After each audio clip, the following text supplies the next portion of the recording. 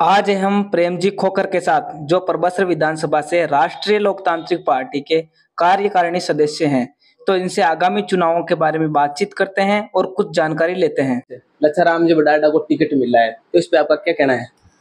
देखिए, लच्छाराम जी के जो 30 साल के ईमानदारी के राजनीति थी, उसी पे विश्वास करके हनुमान जी बेनीवाल ने लच्छाराम जी को प्रत्याशी बनाया है।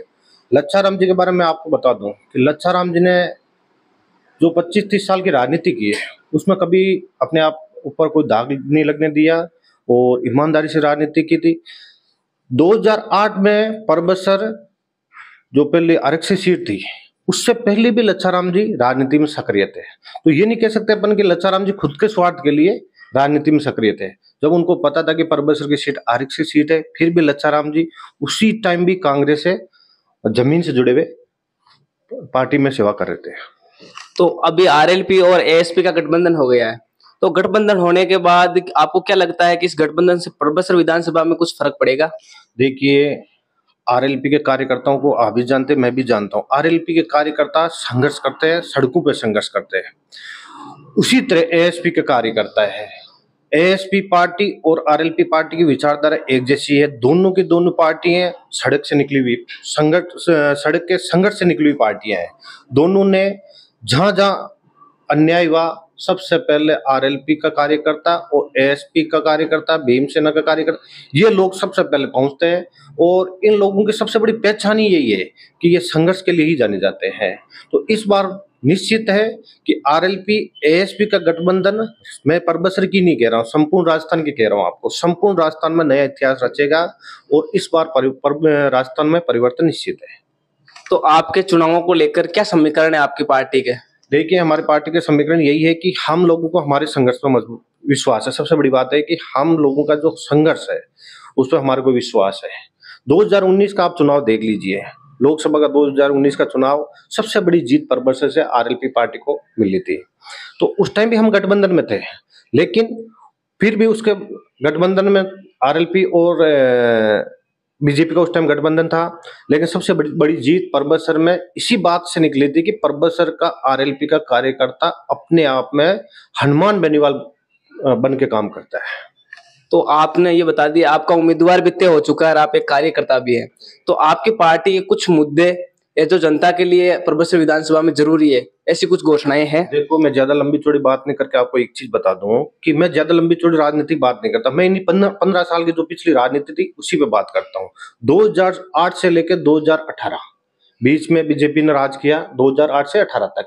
और बीजेपी के राज के अंदर परबसर में गुंडागर्दी चरम सीमा पे थी।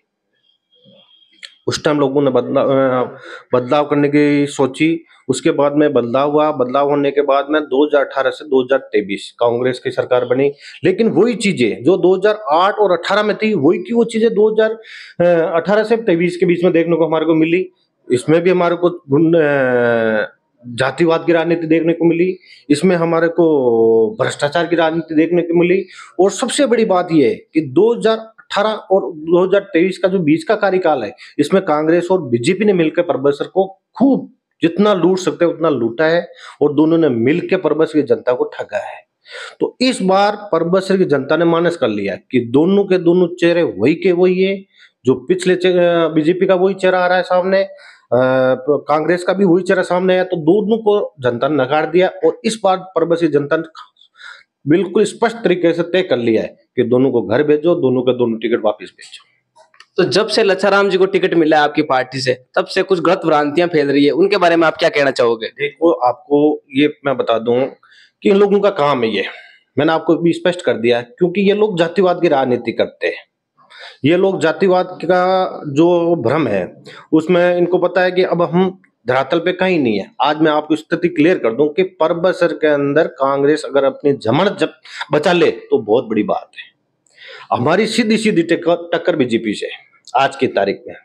और मैं ये कह रहा हूं, अभी जो हमने 2 दिन 3 दिन के अंदर परबसर का जनता का मानस टटोला है, उस हिसाब से हम आज की तारीख में 1 नंबर पर है। तो इन लोगों के पास में अब एक ही विकल्प बचा है कि कैसे जातिवाद की राजनीति करें, कैसे लोगों में भ्रम फैलाए, ताकि लोगों को अपन इस चीज से जो उनको पता है कि ये परबस में नया एक बहुत बड़ा इतिहास लिखा जाना तय हो गया, तो उसको कैसे तोड़े। तो अब आपको जनता को संदेश देना चाहोगे अपनी पार्टी की तरफ से? मेरे आप तो सबको एक ही संदेश है कि ये चुनाव, परबसर का चुनाव, आपका भाग्य, आपका जो आज तक आरएलपी पार्टी का संघर्ष और एएसपी पार्टी का जो भाई चंद्रशेखर रावण है, जिन्होंने आज तक पहचान दी है, एसपी को जो पहचान दी, एसपी के कार्यकर्ताओं को पहचान दी, या आपको अपना इतिहास बनाना है, तो इस बार अगर आप सबके सब मिलके तो जो आपके लिए संघर्ष के लिए जाने जाते हो, आप इस बार हर चीज से ऊपर उठ के जातिवाद से और सामंतवाद से, मैं स्पष्ट कर देता हूं, सामंतवाद है। सामंतवाद इसलिए कह रहा हूं कि सामंतवाद वही सामंतवाद है जिसने इस लोकतंत्र को आने, जो हमारे भारत में लोकतंत्र आया था, उस लोकतंत्र को आने से रोकने में सबसे बड़ी भूमिका थी तो सामंतवाद की थी। तो उस टाइम सबने निश्चित करके बाबा साहब की ये एक बड़ा योगदान था। बाबा साहब एक संविधान लेके, उस संविधान के तहत हमारे को लोकतंत्र दिया, लोकतंत्र के तहत आज हमारे को वोट देने का अधिकार दिया। तो ये अपने पास सबसे बड़ा पहले बार मौका है जिसके लिए हम जाने जाते हैं कि एएसपी, आरएलपी और लच्छाराम जी की ईमानदारी की राजनीति, इन तीनों को मिलाकर हम परबसर को जीतेंगे। और आप किसी के चक्कर में मत आ जाना, किसी की बातों में मत आ जाना, आपको अपना इतिहास बनाना है और इतिहास ऐसा बनाना है। इस बार अगर आपने जीत तय कर ली तो आप इतिहास में, मैं कह रहा हूँ, 100 अक्षर में नाम लिखा जाएगा एएसपी और आरएलपी के कार्यकर्ताओं का।